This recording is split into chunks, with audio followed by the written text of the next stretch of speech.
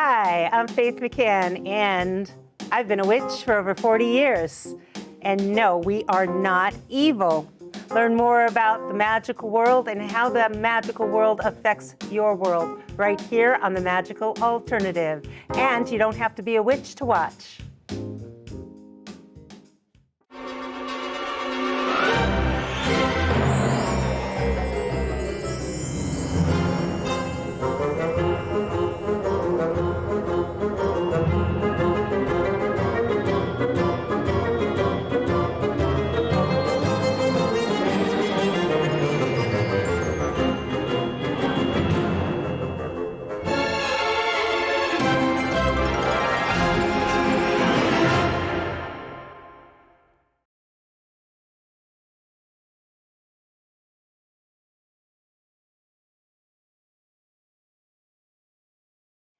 And hello, magical ones, and welcome to The Magical Alternative. I'm your host, Faith McCann.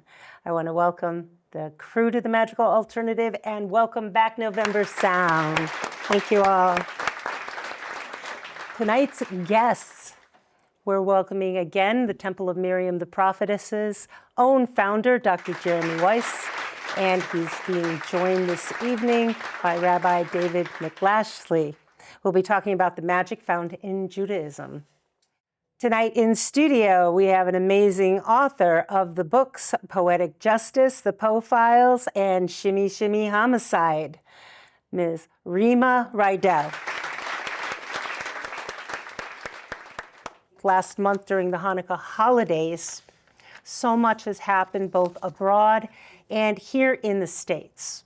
We had many horrible attacks on our Jewish friends, families, and communities. Having grown up in a Jewish farming community, though not raised Jewish myself, I can only think back with fond memories of having grown up in such a wonderful place. The one thing I've learned from my Jewish friends and family is that they do not tend to dwell on the tragedies, but they instead rejoice in the blessings around us every day. I recently watched a documentary about the great late Ed Sullivan.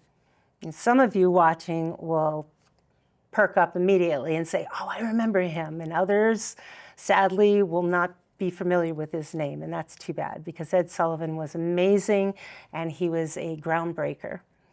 He was quoted as saying, and I'll probably paraphrase it, but this was attributed to him: "It seems to me if you have a show on television, this high honor is to bring people together." Well, today, anyone and everyone can stream, be on social media, or have your own show on public access. Ed Sullivan's show was back in the 50s and 60s where you didn't have that opportunity. So this show, I'm keeping that in mind. We have always dedicated this show not only to the magical, but to the informative, the interesting, and sharing knowledge as well.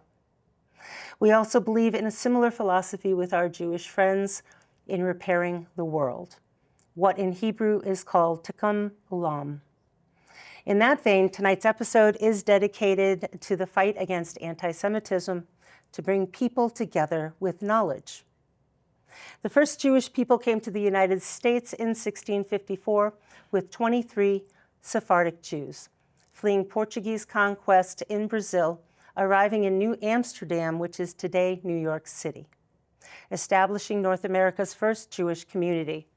While individuals like Jacob Bar Simon arrived slightly earlier, this group marked the beginning of the first Jewish settlement, with subsequent groups coming in the 19th century from Germany and Eastern Europe. Mills in the towns surrounding the greater Hartford area all survived and prospered due to the mills which were built along the plentiful waterways in New England. And the mill owners, finding themselves surrounded by hardworking farmers, had to go overseas and recruited people from every European country and every Slavic country to come here to America to run the mills. This was when we welcomed immigrants with open arms. These people, who are for many of us here and for those of you watching, they were our grandparents, our great-grandparents, and our great-great-grandparents. From a population of 1,000 to 2,000 Jewish residents in 1790 to today, where there is between 6 and 7.6 million Jewish people residing in the United States.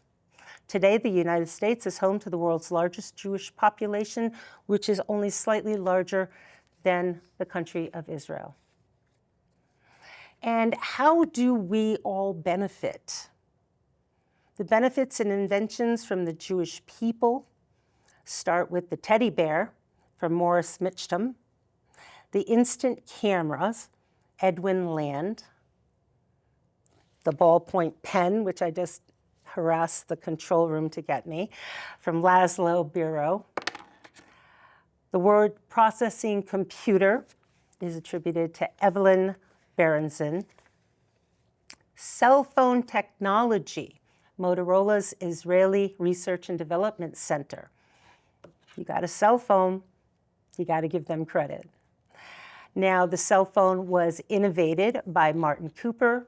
If you've ever had a pager in the past, that was invented by Alfred Gross. Video games. A lot of people like to play video games. Well, they were invented by Ralph Baer.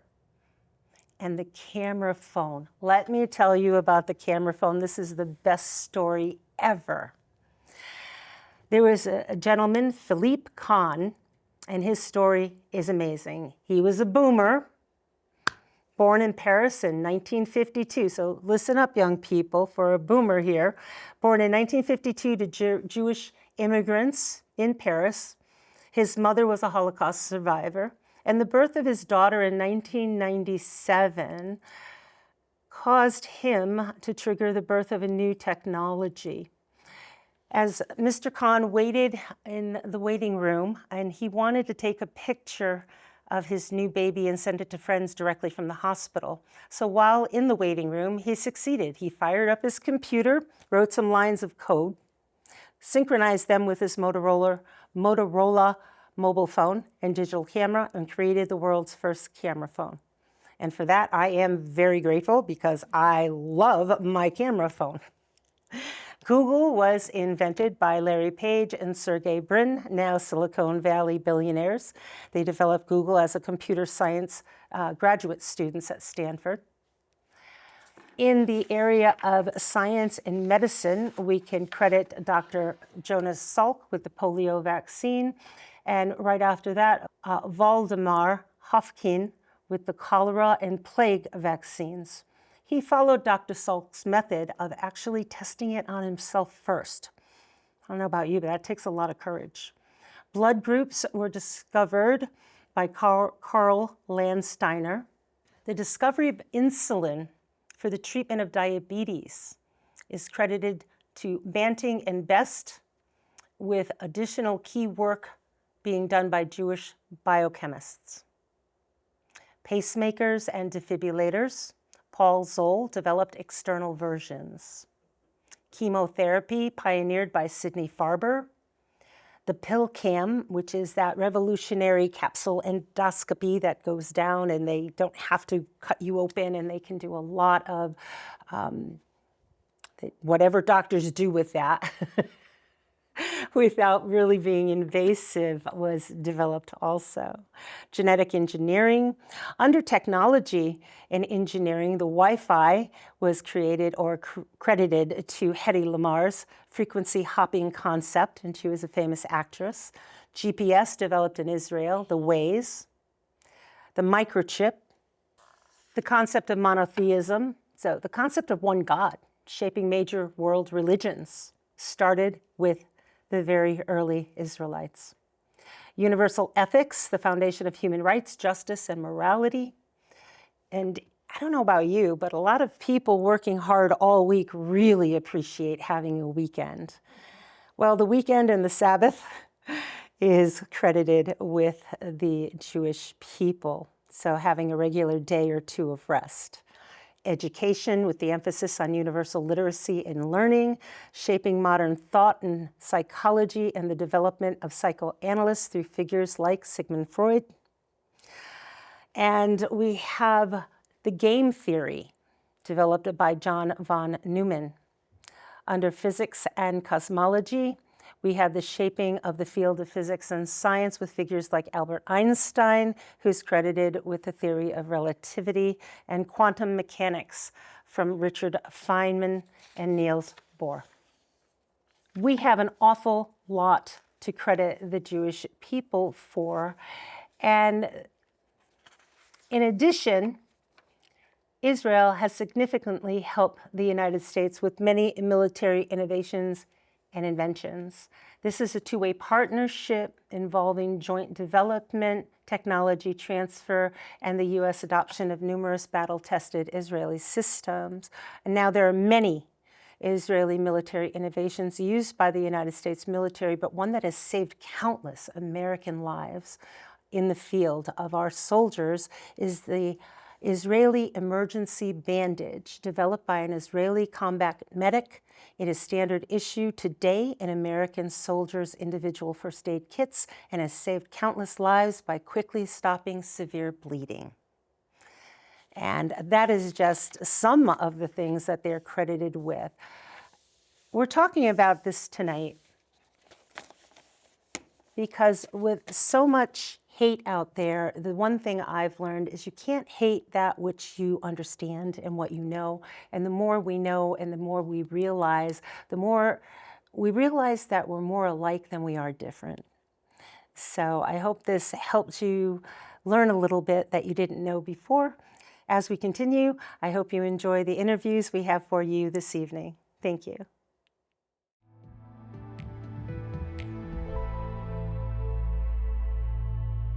And welcome back. Now we have November Sound.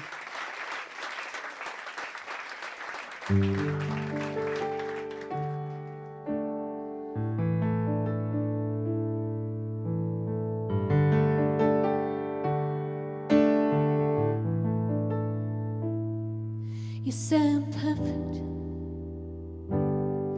Oh, I was standing here in the moonlight, but we're still young. I know that this can't last too long. We're here together. Is it by faith or destiny? But we're still young. I know that this can't last too long. Hold me tight, I don't wanna go before this night ends. I wanna know, oh, will you still love me when all my perfects are gone? And will I still be the lyrics for your song? And will you still love me when I'm not perfect anymore?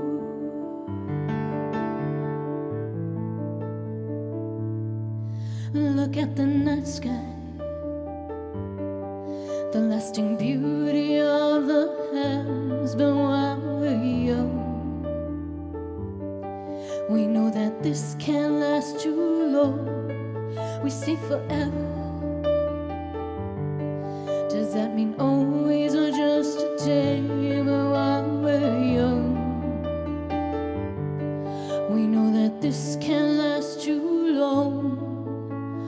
Hold me tight, I don't wanna go before this night ends.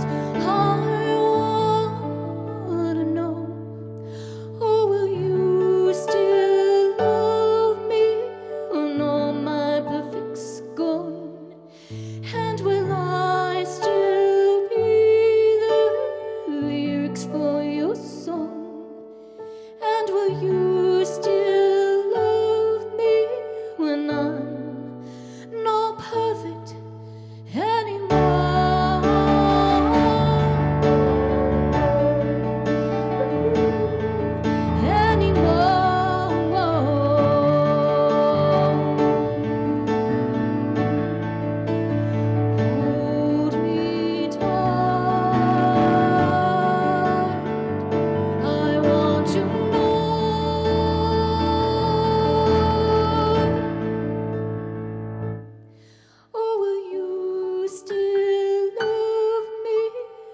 all my perfect's good?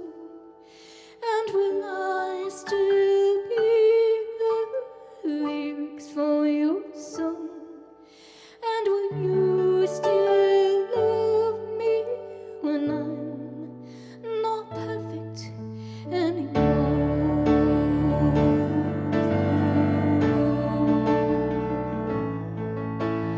Hold me tight, I don't wanna go. Hold me tight, I don't wanna go. Hold me tight when I'm not perfect anymore.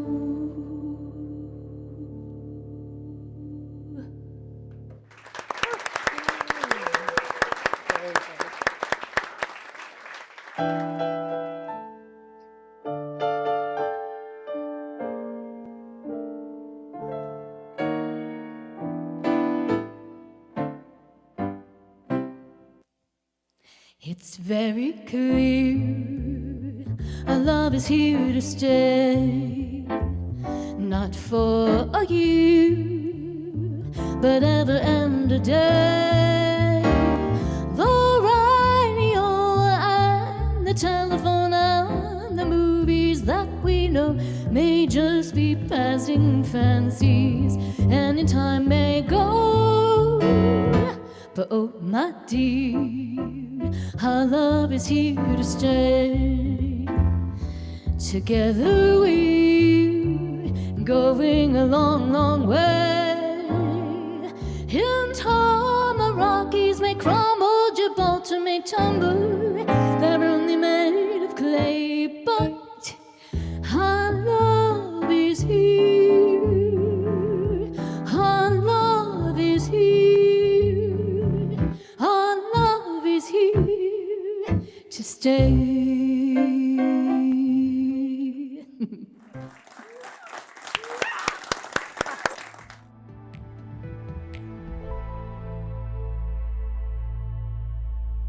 From the Temple of Miriam, the Prophetess, their own founder, Dr. Jeremy Weiss, and joining him this evening will be Rabbi David McLashley. Our discussion this evening will cover the magic of Judaism. Give him a hand. The February episode of The Magical Alternative is dedicated to the Jewish culture, the tradition, the beliefs, and the Jewish people. And we started the show tonight with about a 10-minute monologue of all the inventions, innovations, and things that the Jewish culture has given the world that has benefited us. Talking with both of you, I wanted to talk about the magic found in Judaism. And to start off with, I guess the main generalized question I have is the magic that you might refer to today. Is it basically practices that come from ancient times that at the time were considered magic and that have evolved and that are now tradition and just common religious practice?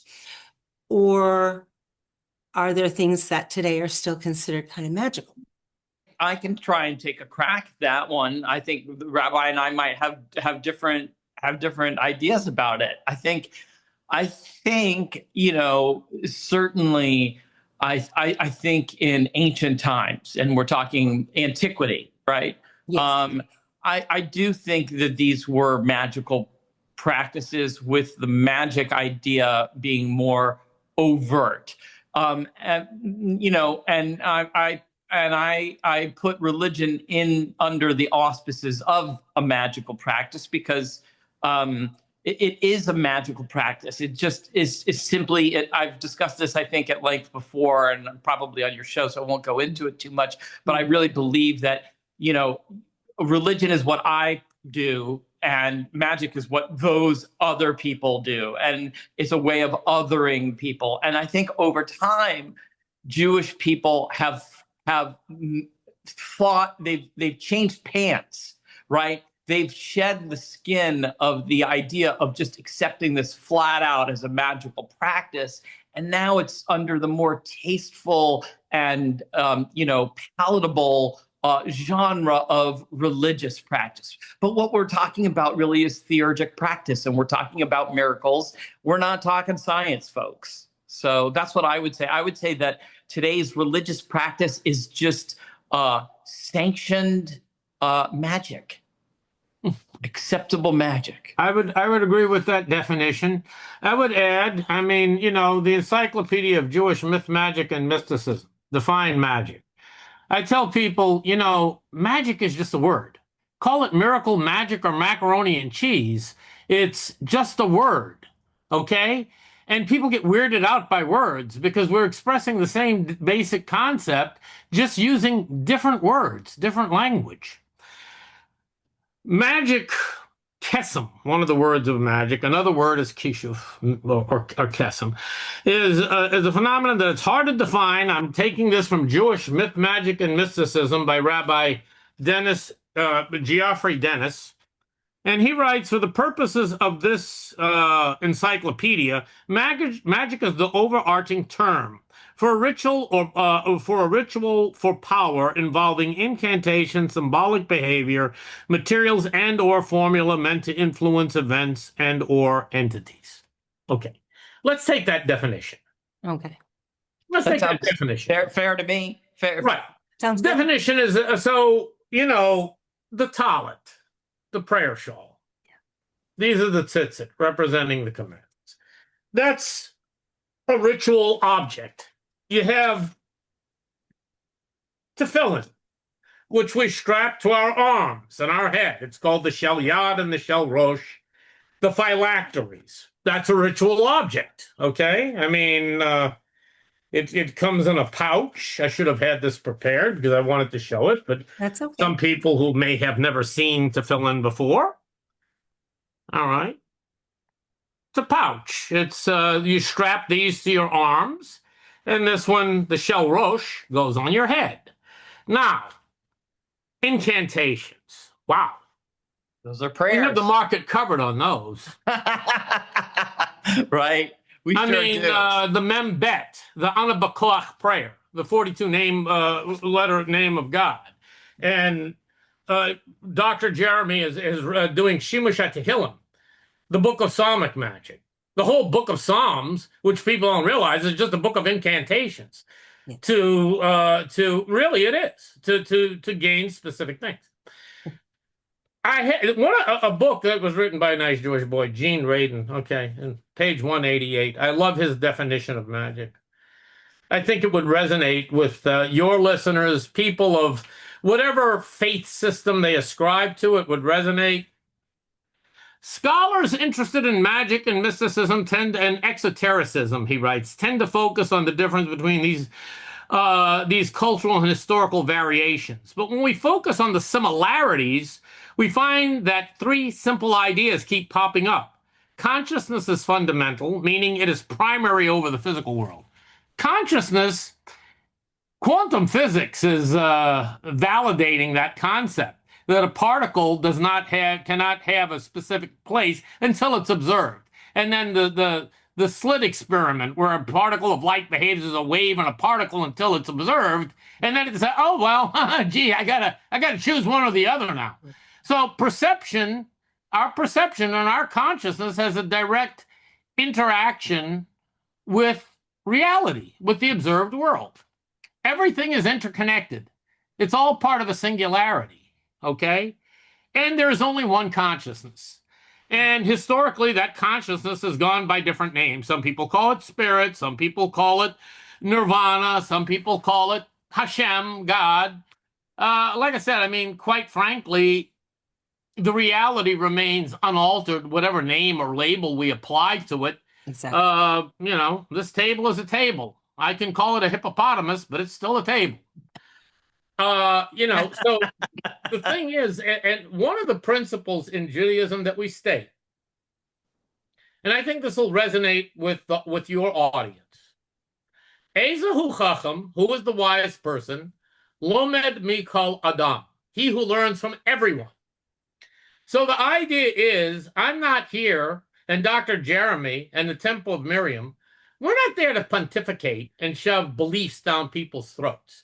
What we do at the Temple of Miriam that I found so inspiring is that we share our perspectives, our, from a Jewish perspective, we share our knowledge with Faith McCann's knowledge. And Faith McCann has made comments that are so insightful, so enlightening, so just amazing that, she contributes. Each one of us has something to contribute so that the total becomes greater than the sum of its parts. Okay.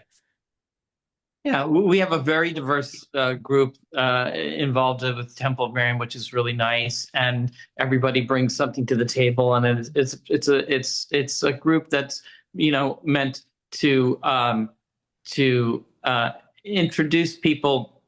Outreach is the word. Really, it's just a cultural exchange, right? We'll share our magic with you, and we're happy to share it with you, and if you can learn something from us, wonderful. And if we can learn something from you, twice as wonderful. Because I think a lot of people that are watching this that might be interested or in Judaism or might belong to the tribe, as it's called, might be asking right now, are they Orthodox? Are they Reform? Or Right. Those are really great, Richard. Well, we are a spiritual who's temple. allowed in? Or who's We are not? a spiritual temple for everybody. It doesn't matter what your faith and background is. We are for everybody. We do things the Jewish way because that's what I know how to do. And so we are a Jewish temple in that regard.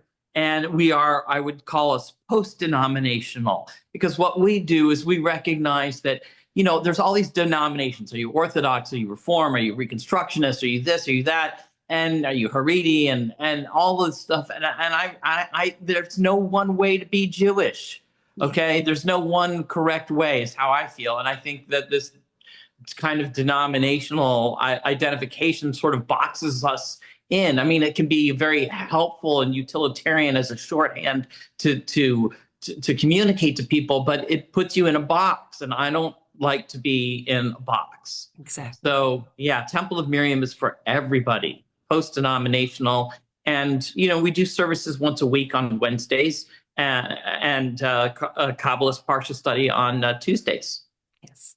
Excellent. Yeah. And even though I went to rabbinical school in Orthodox yeshiva, and even though I was practicing my entire life, the bottom line is people had asked me, and I look, this is not going to win friends or gain admirers from some of my Orthodox colleagues. Welcome. But the bottom line is some of the greatest Jews in the Torah and the Tanakh were not born Jewish. The very top of the top. Moses' wife, Moshe Rabbeinu's wife, Zipporah, she was the daughter of Yitro. Yitro was a priest of Midian. He practiced every type of idolatry, and we have what we call licit magic, permitted magic, and forbidden magic. Jews were big on dividing things, food you can eat, food you can't eat, kosher food, trade food, days you can work, and days you can't work, like the Shabbat or the Chagim, the holidays. We're big on dividing things to say, hey, our purpose in this world is tikkun ha'olam, to elevate the world. Not for Jews, for everyone. We're all created b'tzelem Elokim. People have a really... I gave a lecture on this whole concept where people, faith, in relation to your question, and Dr. Jeremy with Temple of Miriam's mission. Well, isn't that for Jews? The Jews think they're God's chosen people. They think they're better than it. No. I'm here to put pay to this myth once and for all. Okay. Because, yes, there is a blessing, an incantation we make when we're called up to read from the Torah it goes, and we make that bracha every time in Temple of Miriam. Asher b'char banu mikol ha'amim v'natan lanu et torato b'ruchat Hashem noten Torah, who has chosen us from among all people. What does that mean? That means if you choose to follow a higher path, then you're chosen. because you've made the choice to follow a higher path. That's what makes you chosen, cause and effect.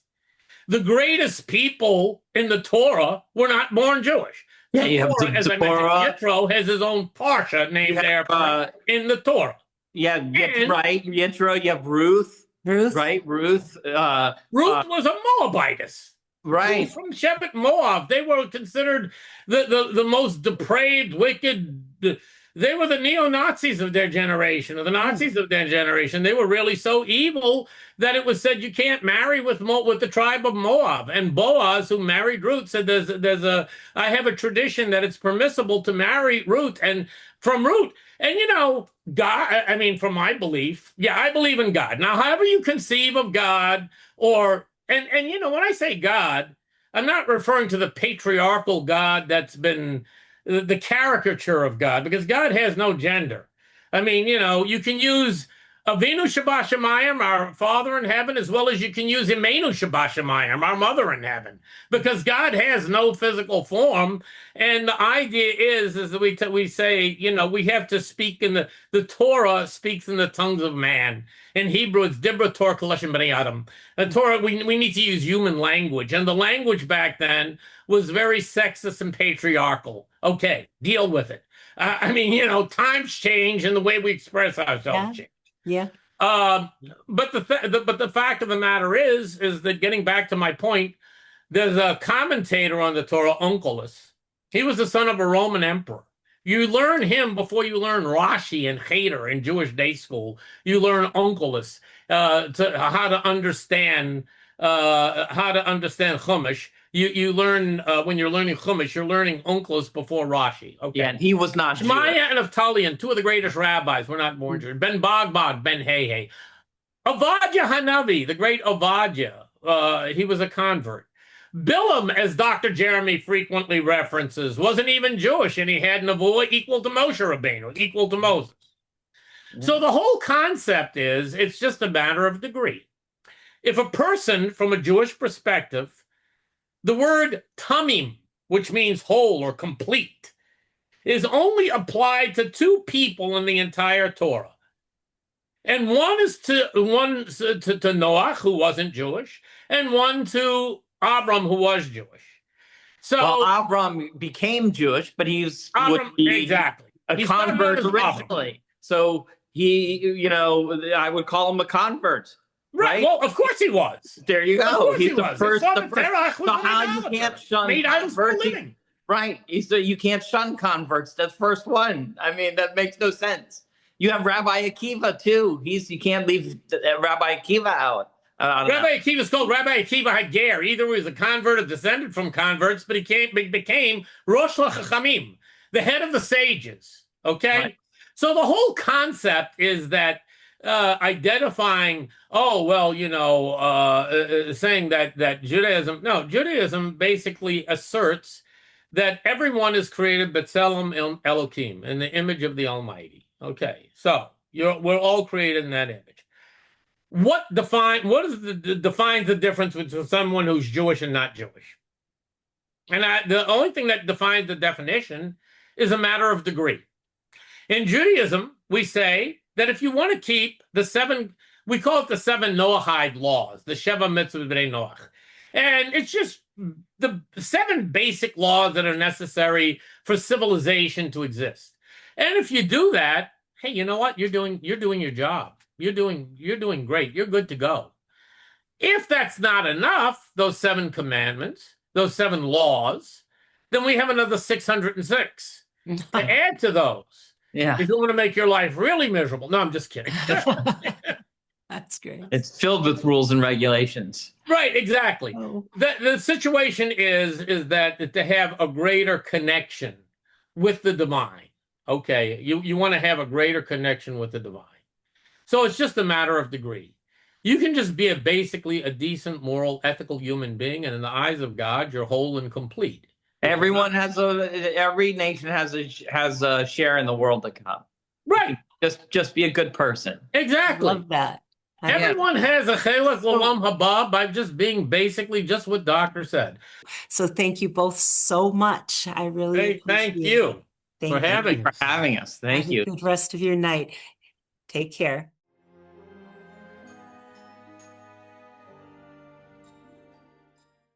Hi, I'm Faith McCann, the host of The Magical Alternative. I really hope you've been enjoying our show. Have you checked out the other interesting, entertaining, and informative shows here at Community Voice Channel? Local government, religion, and entertainment right here in your home or on your personal digital device. Well, public access television is in danger of being canceled. I know, that's right. Government funding is being cut, and we want to continue giving you the shows that you enjoy. You can show your support by scanning this QR code with your smartphone and make any size donation. All donations go to keep your favorite shows coming to you every month. We thank you for your support.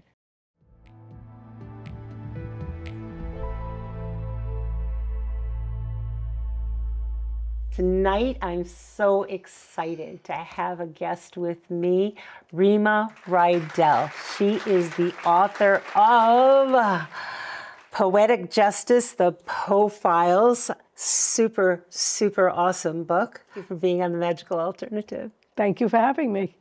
And this one here, Shimmy Shimmy Homicide, a belly dancing boomer mystery. I love everything about this. This is also, there's so much I want to ask you about. So also, yes, if you can't tell with Rima sitting there, she has on this super awesome t-shirt, Poetic Justice, The Poe Files. I love that. You do your own marketing. That is really awesome. So how long have you been writing? Well, professionally, I started older, but I've been writing since I'm a little girl. I remember the first thing I wrote was, I brushed my teeth with Daddy's shaving cream. Oh. Wish I could find the story, but the teacher lost it somewhere. And I've been producing and producing since I'm 7. And that's the way I said it, producing and producing. When you're 7, that's okay. So I don't know. I've been dancing for 52 years. So if you want to put 2 and 2 together, or 3 or 4 or 5. Well, whatever. that is, you said dancing, belly dancing. That's how the book came about. It's a memoir with a mystery thrown in for fun. Oh, wow. Well, sort of a memoir. I'm so excited that I got a copy of both of these books because I'm going to spend time reading both of them. They sound so exciting. Thank you. Now, you only write fiction, or do you write anything else? Yeah, I actually write everything, but I'm a real mystery buff. Some people do crossword puzzles. That's my way of doing a puzzle. I have to beat out the detective, even if it's on the tube or the movie theater. Really? And if I don't, I get really bent out of shape. So I always loved mysteries. I guess you could say I've come from the golden age, though I'm not really into the more psychological stuff and the angst, because I worked with special populations, and it's very heartbreaking, and I am into escapism because of that. So my books, they're usually hybrid with a lot of historical in it, and they're also cozy. And plus, I love to eat, so you'll see half of the restaurants I've ever been to in my life. I've been told I put too many in. So food, a little mystery, some crimes, you're solving it. I love it. I love everything about it. So, and what made you choose Edgar Allan Poe? That's a really interesting thing. You all know about Agatha Christie. She disappeared for like 11 days and was found alive. And there's a lot of mystery behind it, but I don't think it's all that mysterious. And it was great for her book sales, but she had also been going through a lot of stress. But because of that, I said to myself, well, what about Poe? And here we're getting into speculative literature, which is a what if. And I said, well, what if Poe, he was disappeared for 5 days, and he was found delirious, dying. At the end. Which in itself is a very sad story. He was, back in the day during voting, they would kidnap people, dress them up, shove them into the tavern where the voting was done, pull them back out, drug them up or alcohol, and shove them into another one. Well, it's sad and very amazing. Well, not amazing when you think about what goes on in general. Yeah, I know what you're saying. Amazing in a bad way. The point is, he was found delirious, and he was brought to a friend recognized him because he wasn't wearing his own clothes because they had to keep changing him. So a friend brought him to the hospital, and as he was dying, he kept calling for someone named Reynolds. Now, if you'll see that in my book, the detective he runs into is named Reynolds, and that's where we got the idea from. Story takes place in Baltimore, and it's really a question of what if Poe didn't die, at least not then, because you can't change history, really. So I said, okay, this is not sci-fi. I'm not into sci-fi. I'm not really good at it. So what if there was a big electric storm and he got thrown into our century? There are electric storms. Well, this one kind of apparently hit and went into our century. So this is Poe solving Poe crimes, copycat crimes in the 21st century. But the problem was that he was in the middle of the first of those, which was A Telltale Heart. For most people know that one. Yes. And they thought he was the main suspect. Then he, said who he is, and they threw him into the psych ward, the locked psych ward. And having worked in that area, I know all about what it's like. And so he solves a crime from his hospital bed with their help, and no one believes he's Poe till towards the end. And that's the beginning of his being a profiler for the Baltimore police. So that's just starting the book. That's the first. There's three-parter. Yes. That just starts. The second one is Reynolds has had an accident. So he's in the hospital with a bum leg. Intraction. That's Traction. Okay. So he solves a 250-year-old crime, which is the real crime that I solved through research in my own way, which is the mystery of Mary Rogers, which is, if you know the story, the mystery of Marie Roget. And Poe himself was a suspect. So, really? Yeah, so Reynolds, with the help of his crew, he's got a very unusual, varied crew, solves the crime. And then the last one is based on my experiences. You always have to have, in a mystery, usually cozy, you have to have a cat or a dog, sometimes a bird. If you have a cat and a dog, you're all set, which I do. And you have to have a sidekick. In this case, he's got quite a few interesting ones, but one is a leggy, sylph-like blonde.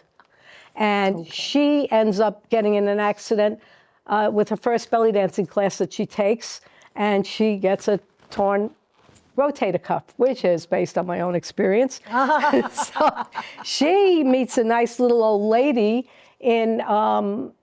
while watching television in the lobby, a little old lady watching. Can anybody tell me what? Can you guess who she'd be watching? A mystery? Agatha Christie. You're close. Oh, Murder, She Wrote. Yes.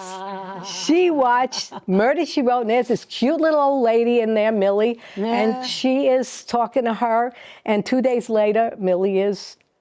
Uh-oh. Yeah. Oh, no. And I won't do any spoilers, but of course, nobody believes that it was murder, but our heroine does. Donna Jameson, that's the character.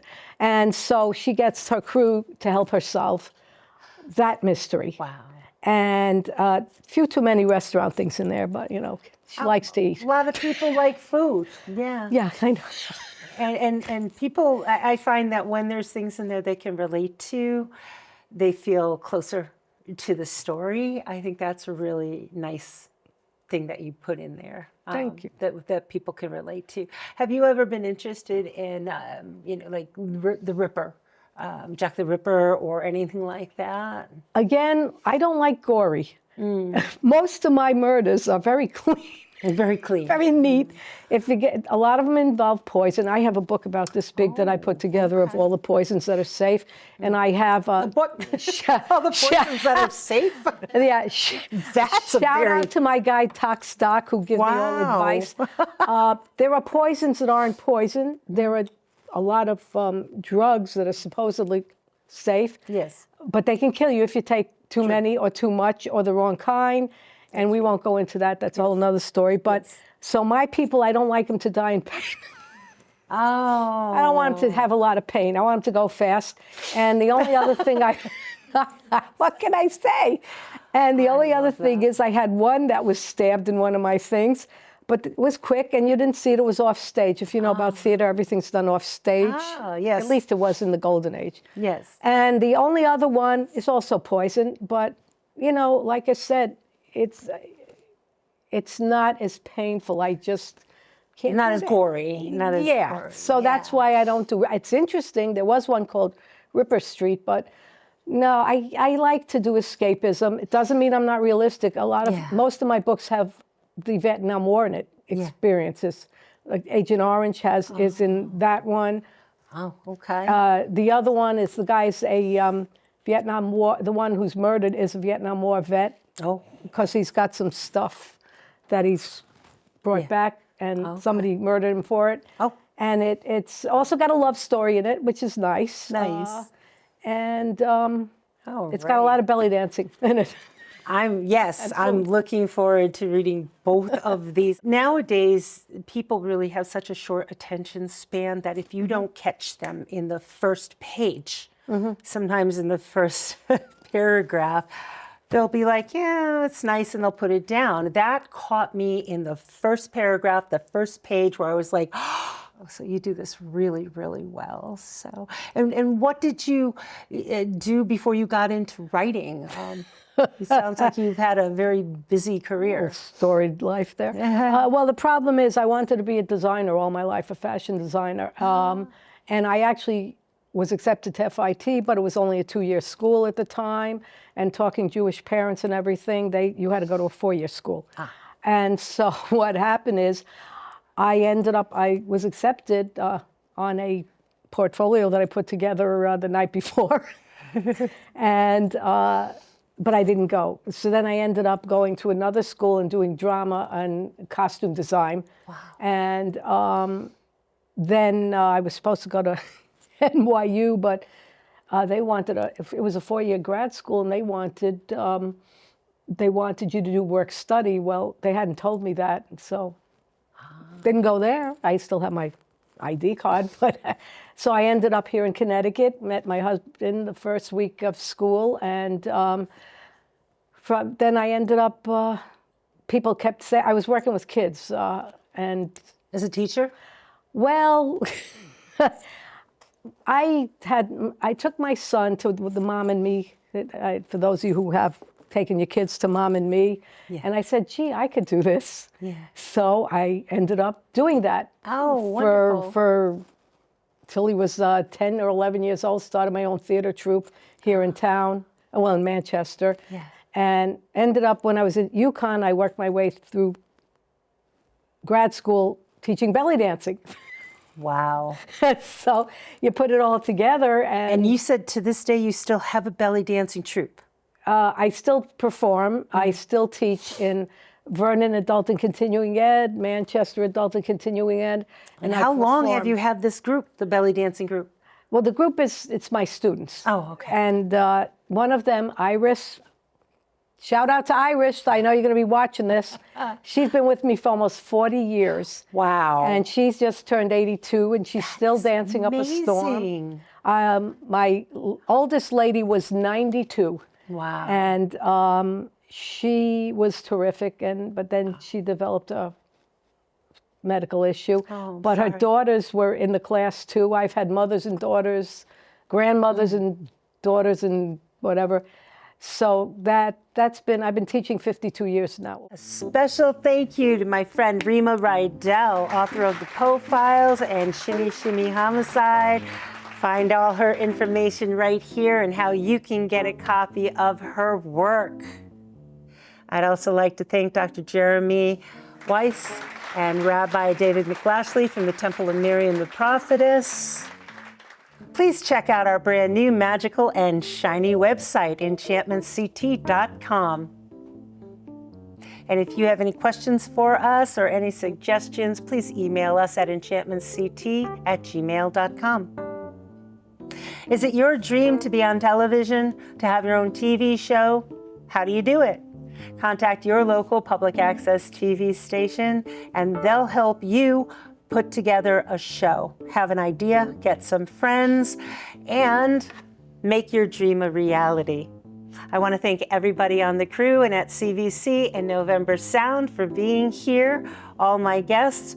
Let's keep focusing on peace in the Middle East, peace here at home, and peace in the world. And as always, Slava Ukraini, America z vami. Thank you. Peace and blessings. Have a good night.